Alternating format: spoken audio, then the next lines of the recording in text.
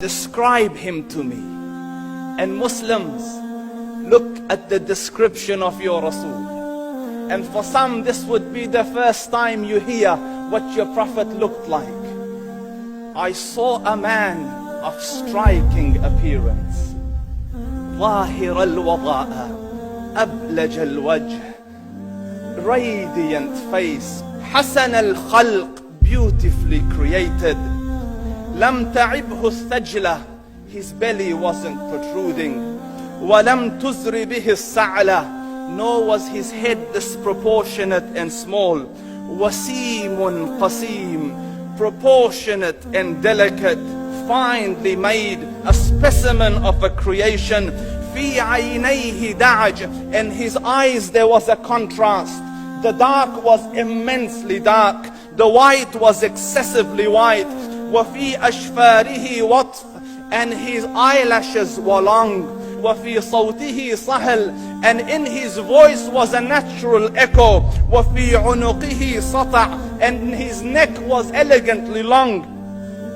وفي لحيته كثاثة, his beard was full and thick.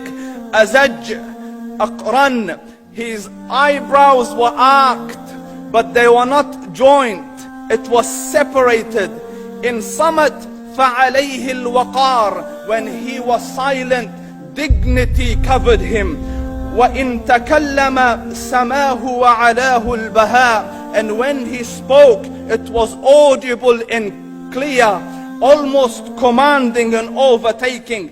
أجمل الناس وأبهاهم من بعيد, from afar the most striking and outstanding in appearance. وأحسنهم وأجملهم من قريب, and when he came near, the best of them and the most handsome of them in closeness.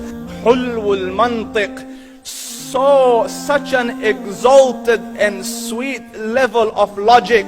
Like when he used to speak, it was so coherently logical, it was smooth and easy to understand. فصل لا نزر ولا هذر, he was to the point, not excessive, nor too short. كأن منطقه خرزات نظم يتحدرن, his logic, his utterances, his words were like jewels coming out of a necklace, calculated, polished, one after the other, it would flow magically. ربعة, he was medium in height. Your eye didn't have to strain to look up at him, nor was it tedious to look down at him. He was a comfortable sight to look at. له رفقاء يحفون به, he had friends, the people that were with him, they were working around him to try to serve and protect him.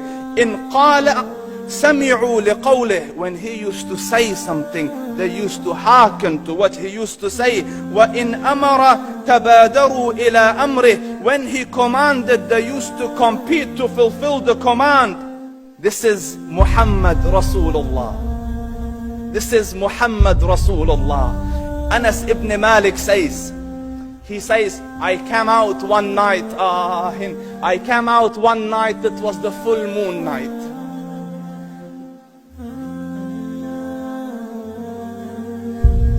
And I looked at the moon, and in the desert, understand, the moon is an awesome sight.